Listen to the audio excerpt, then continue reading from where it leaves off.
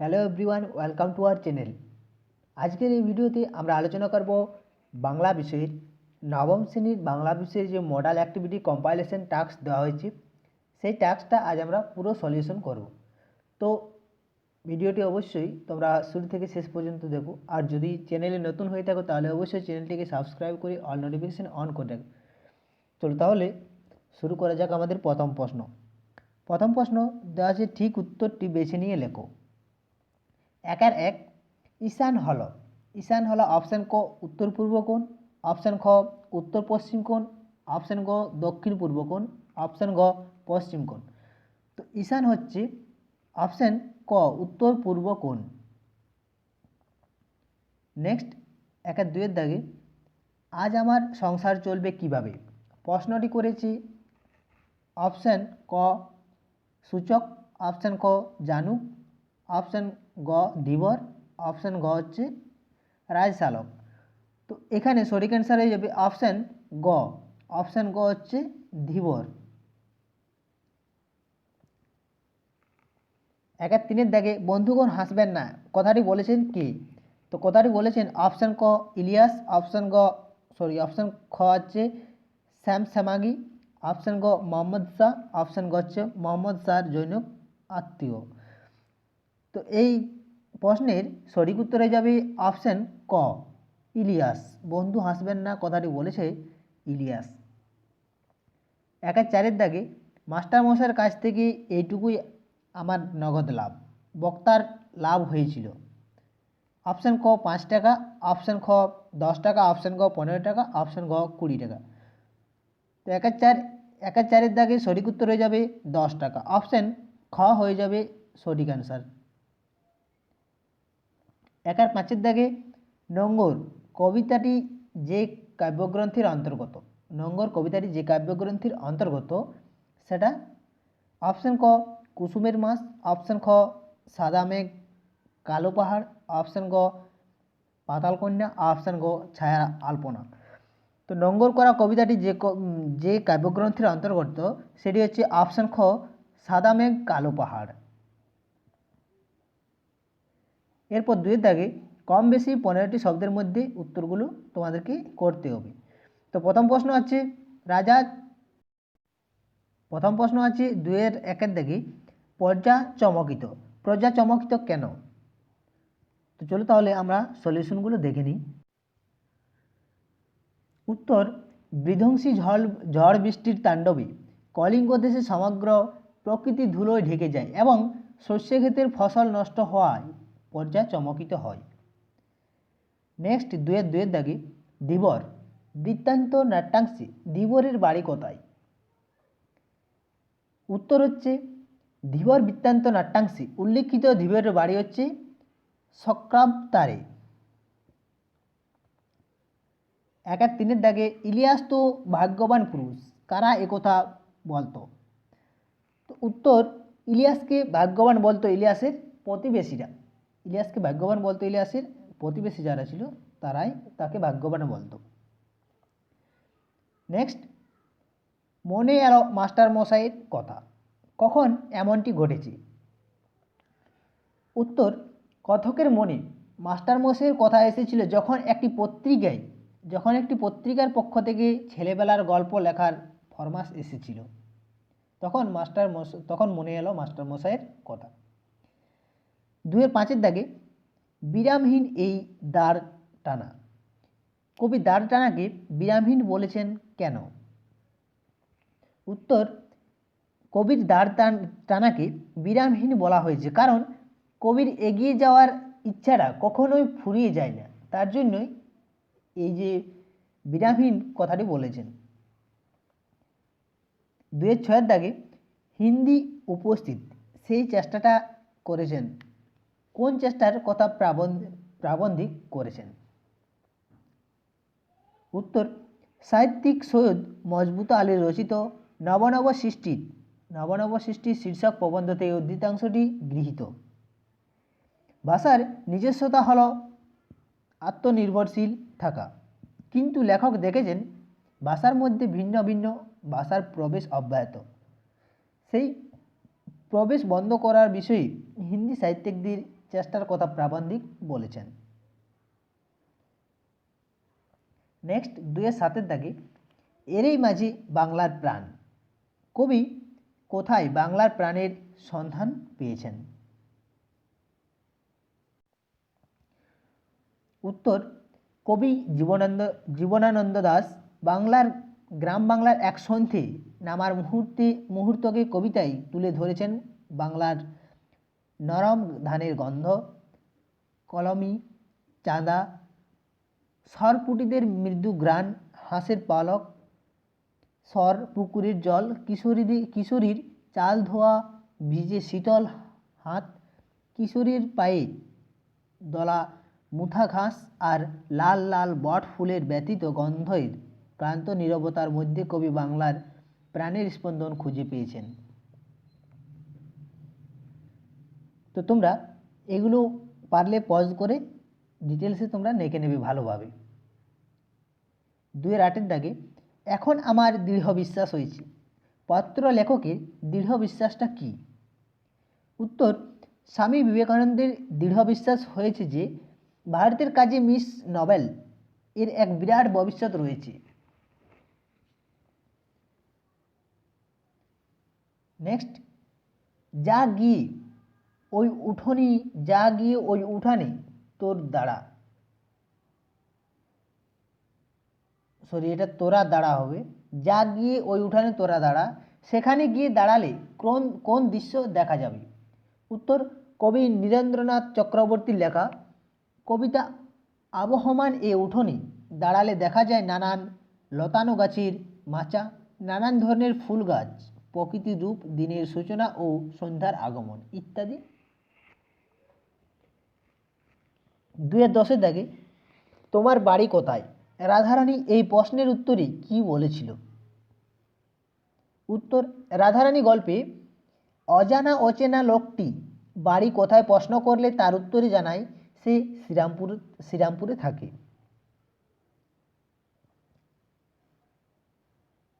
Next, 3 দাগে কম বেশি 60টি শব্দের মধ্যে তোমাদেরকে উত্তরগুলো লিখতে হবে।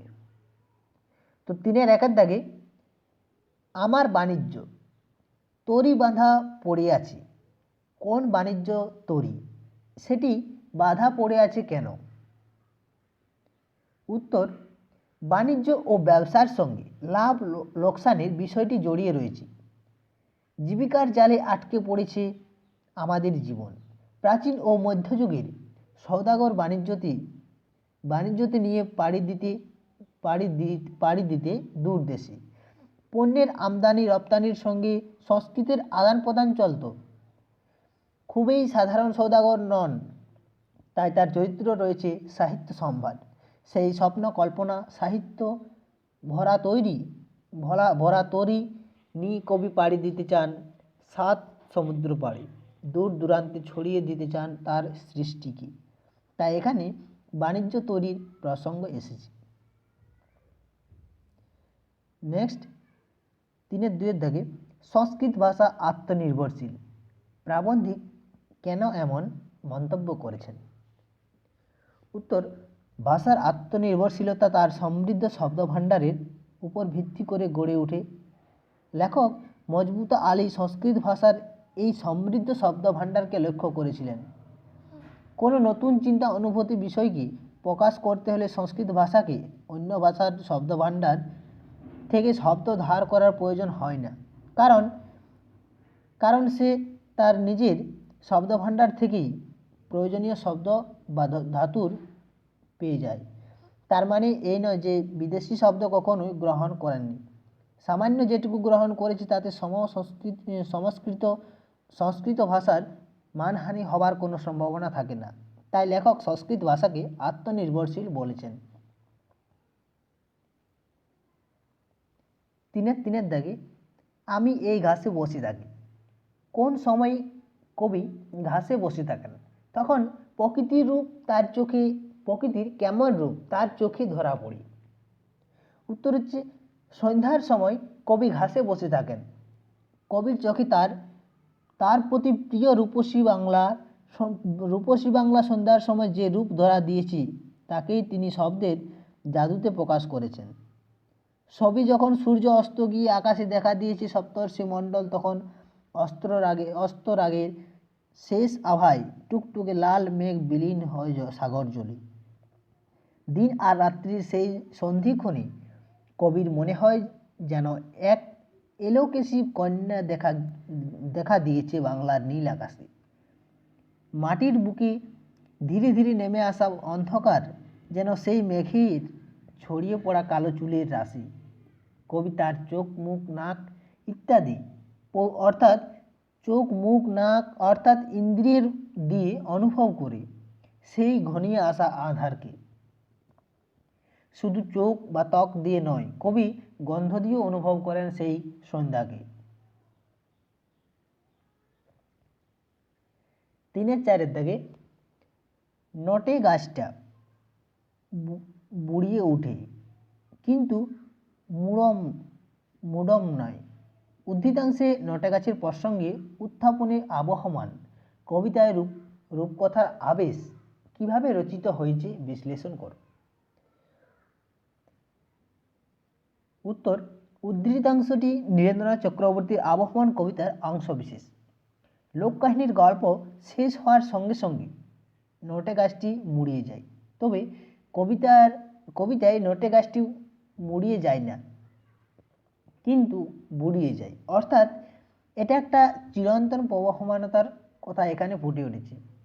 কালের নিয়মে মানুষ শৈশব থেকে বার্ধক্যে উপনীত হলেও তার প্রকৃতি লালিত আজন্ম চেনা উঠান লাউমাচা কুন্দ ফুল সাধ্য নদীর হাওয়ায় পরিপূর্ণ মাতৃভূমির স্বরূপ কখনো স্মৃতিপট থেকে মুছে যায় না। তাই ব্যক্তির বার্ধক্য যে শৈশব স্মৃতি নষ্ট করতে পারে না তা বোঝাতেই এমন উক্তিটি করেছেন। নেক্সট 3-5 দাগে, আর আহারের সংস্থান রইল না। রাধারানী ও তার মায়ের দুর্গতির চিত্র রাধারানী পাঠ্যাংশে কিভাবে চিত্রিত হয়েছে তা উদ্ধৃতাংশের আলোকে আলোচনা করো। উত্তর, রাধারানী পাঠ্যাংশে দেখা গিয়েছে একজন জ্ঞাতির সঙ্গে সম্পত্তি নিয়ে মামলায় রাধারানীর বিধবা মা হাইকোর্টে হেরে যায়। জ্ঞাতি ডিগ্রি জারি করে তাদের পিতৃপুরুষের ভিটে থেকে উচ্ছেদ করে 10 লক্ষ টাকার সম্পত্তির দখল করে নেয়। খরচ এবং পাওনা শোধ করতে বাকি সব অর্থ চলে যায়, ফলে তাদের খাওয়ার জোগাড়ের অবস্থা আর থাকে না। নেক্সট, কম বেশি 150টি শব্দের মধ্যে নিচের প্রশ্নগুলির উত্তর নিজের ভাষায় লিখতে বলা হয়েছে। 4-1 দাগে, নিরবধি 7 দিন বৃষ্টি নিরন্তর। এই প্রাকৃতিক বিপর্যয় কলিঙ্গবাসীর জীবনকে কিভাবে বিপন্ন করে তুলেছিল তা আলোচনা করো। উত্তর, চণ্ডীমঙ্গলের সর্বশ্রেষ্ঠ কবি মুকুন্দরাম চক্রবর্তী রচিত অভয়া মঙ্গল থেকে নেওয়া কলিঙ্গ দেশে ঝড় বৃষ্টি কাব্যাংশটি কলিঙ্গ দেশে প্রবল বৃষ্টি হয়েছে বলে উল্লেখ করা হয়েছে। কলিঙ্গ দেশে অবিরাম 7 দিনের বৃষ্টিপাতের সঙ্গে চলে ঝড়ের তাণ্ডব। সমগ্র দেশে জলে প্লাবিত হয়, শস্যক্ষেতের বিপুল ক্ষতি হয়, বৃষ্টিতে প্রজাতির ঘর বাড়ি জলমগ্ন হয়ে পড়ে, প্রবল বর্ষণের সঙ্গে অসংখ্য শিল পড়তে থাকে। ভাদ্র মাসে তালের মতো বড় ছেলের আঘাতে ঘরের চাল ভেঙে যায়। দেবী চণ্ডীর আদেশে পবনপুত্র বীর হনুমান ঝড় উঠবে কলিঙ্গ দেশে দূর ধ্বংসলীলা চালান। তার দাপটে মঠ অট্টালিকা সব ভেঙে খান খান হয়ে যায়। দেবীর আদেশে নদ নদী কলিঙ্গ দেশের দিকে ধেয়ে আসে। বিরাট বিরাট ঢেউয়ের আঘাতে ঘর মাটিতে পড়ে যায়। জলে স্থলে একাকার হয়ে গিয়ে যে জনজীবন বিপর্যস্ত হয়ে পড়ে। সাপ আশ্রয় হারিয়ে ফেলে ভেসে বেড়ায়। কলিঙ্গ দেশের স্থলভূমি জলে পূর্ণ হয়। প্রজারা শঙ্কিত হয়ে পরিত্রাণ পাওয়ার জন্য ঋষি জৈমিনী স্মরণ করতে থাকে। ঘন কালো মেঘের আড়ালে সূর্য মুখ লুকায়। হলে হলে প্রজাদের জীবন দুর্বিষহ ফলে ফলে প্রজাদের জীবন দুর্বিষহ হয়ে পড়ে। 7 দিনের অবিরাম বৃষ্টিতে শঙ্কিত ও বিপদগ্রস্ত কলিঙ্গ দেশের প্রজাদের দুর্দশার চরমে ওঠে। 4-এর 2 দাগে চিঠি অনুসরণে স্বামী বিবেকানন্দের বিদেশি ভক্ত ও অনুগামীদের পরিচয় দাও। চিঠি অনুসরণে স্বামী বিবেকানন্দের বিদেশি ভক্ত ও অনুগামীদের পরিচয় দাও। উত্তর, স্বামীজি চিঠিতে যে সমস্ত বিদেশি ও বিদেশি নীতির নাম উল্লেখ করেছেন তার মধ্যে প্রথমেই তিনি তার শিষ্য মিস নোবেলের কথা লিখেছেন। তাকেই তিনি চিঠি লিখেছেন। মিস মার্গারেট এ নোবেল স্বামীজির কাছে দীক্ষা গ্রহণ করেন এবং তার এই আদর্শে ভারতের নারী সমাজ কল্যাণে জীবন উৎসর্গ করেন। কলকাতার বাগবাজারে একটি বালিকা বিদ্যালয় স্থাপন করেন, যেটির নাম নিবেদিতা বালিকা বিদ্যালয়। মিসেস সেভিয়ার সম্পর্কে স্বামীজি খুব প্রশংসা করেছেন। তিনি বলেছেন, মিসেস সেভিয়ার খুবই স্নেহময়ী। তার স্বামী ক্যাপ্টেন J.H. সেভিয়ার। এই সেভিয়ার দম্পতির একমাত্র ইংরেজ যারা এদেশীয়দের ঘৃণা করেন না, তবে এদের কোনো নির্দিষ্ট কার্যপ্রণালী নেই। স্বামীজির দুজন বন্ধু হলেন মিস ম্যাকলাউড ও ব্যাস্টনের মিসেস বুল। তারা খুবই উপকারী, স্বামীজিকে নানান কাজে সাহায্য করেছেন। ম্যাকলাউড আর মিসেস বুল ব্যালুড মঠ স্থাপনে অনেক অর্থ সাহায্য করেছেন। স্বামীজি তার একজন ইংরেজ ভক্ত মিস্টার স্ট্যান্ডিয়ার্ড কথা বলেছেন। তিনি স্বামীজিকে ইংল্যান্ডে বেদান্ত প্রচারের কাজে সাহায্য করেছিলেন। নেক্সট 5-এর দাগে নিচের প্রশ্নটির উত্তর নিজের ভাষায় লেখো। কম বেশি 150টি শব্দের মধ্যে প্রশ্নের উত্তরটি লিখতে বলা হয়েছে। কভার্স যে কখন সাধারণ কাকের থেকে নিজেকে আলাদা রাখতে চাই তার স্পষ্ট প্রমাণ আজকে পেলাম। প্রফেসর শঙ্কু কিভাবে সেই প্রমাণ পেয়েছেন? উত্তর, সত্যজিৎ রায়ের রচিত কডার্স।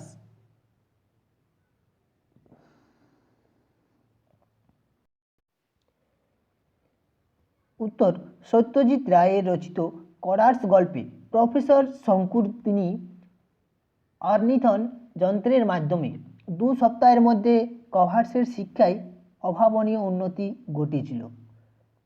আর তারপর থেকেই সে নিজেকে অন্য সাধারণ কাকেদের থেকে আলাদা মনে করতে শুরু করে। একদিন দুপুরে হঠাৎ খুব বৃষ্টি শুরু হয়, সঙ্গে বিদ্যুৎ ও বজ্রপাত। 3টে নাগাদ এক কান ফাটানো বাজ পড়ার শব্দ হলে প্রফেসর শঙ্কু জানলার কাছে গিয়ে দেখেন তার বাগানের বাইরের শিমুল গাছটা থেকে ধোঁয়া বের হচ্ছে। বিকেলে বৃষ্টি থেমে গেলে বাইরে কাকেদের প্রচণ্ড কোলাহল শোনা যায়। সে অঞ্চলের সব কাক ওই মরা গাছটার কাছে এসে কোলাহল করতে শুরু করে। প্রফেসর তার চাকর প্রহ্লাদকে ব্যাপারটা দেখতে পাঠালেন। সে ফিরে এসে জানায় যে ওই গাছটার নিচে একটা কাক মরে পড়ে আছে, তাই কাকেরা এত চেঁচাচ্ছে। বোঝা যাচ্ছে ওই বাজ পড়ার ফলেই কাকটার মৃত্যু হয়েছে। কিন্তু আশ্চর্যের বিষয় হলো, যেখানে কাকেরা এসে জড়ো হয়েছে সেখানে কভার্স প্রফেসরের ঘর থেকে বেরোনোর কোনো আগ্রহ দেখায়নি। সে একমনে তখন পেন্সিল দিয়ে প্রাইম নাম্বারস অর্থাৎ মৌলিক সংখ্যা লিখছিল। এই ঘটনায় প্রফেসর শঙ্কু বুঝতে পারেন যে কভার্স নিজেকে সাধারণ কাকেদের থেকে আলাদা করে রাখতে চায়। নেক্সট 6-এর দাগে নির্দেশ অনুযায়ী উত্তর দাও। ধাতব প্রত্যয়ের একটি উদাহরণ দাও। তো উত্তর হচ্ছে চল। এটা হচ্ছে চল মানে গমন করা প্লাস ই, তাহলে হচ্ছে চালি। মৌলিক শব্দ বলতে কি বুঝো? যে শব্দকে বিশ্লেষণ করা যায় না তাকে মৌলিক শব্দ বলি। যেমন মা, ভাই, কান ইত্যাদি। এই শব্দগুলিকে বিশ্লেষণ করা জেনে, তাই এটা হচ্ছে মৌলিক শব্দ। 6-3 দাগে নবগঠিত শব্দকে কয়টি শ্রেণীতে ভাগ করা যায় ও কি কি? বাংলা শব্দভাণ্ডারে নবগঠিত শব্দ আবার দুই প্রকার। একটা হচ্ছে মিশ্র বা সংকর শব্দ, একটা হচ্ছে অনুদিত শব্দ। 6-4 দাগে তামিল শব্দভাণ্ডার থেকে বাংলায় এসেছে এমন দুটি শব্দ লেখো। তামিল শব্দভাণ্ডার থেকে বাংলায় এসেছে এমন দুটি শব্দ হচ্ছে চুরুট আর একটা হচ্ছে পিলে। নেক্সট 6-5 দাগে কাছের ব্যক্তি বা বস্তুকে নির্দেশ করতে কোন সর্বনাম পদ ব্যবহৃত হয়? কাছের ব্যক্তি বা বস্তু নির্দেশ করতে কোন সর্বনাম পদ ব্যবহৃত হয়? উত্তর, কাছের ব্যক্তি বা বস্তুকে নির্দেশ করতে নির্দেশক সর্বনাম ব্যবহৃত হয়।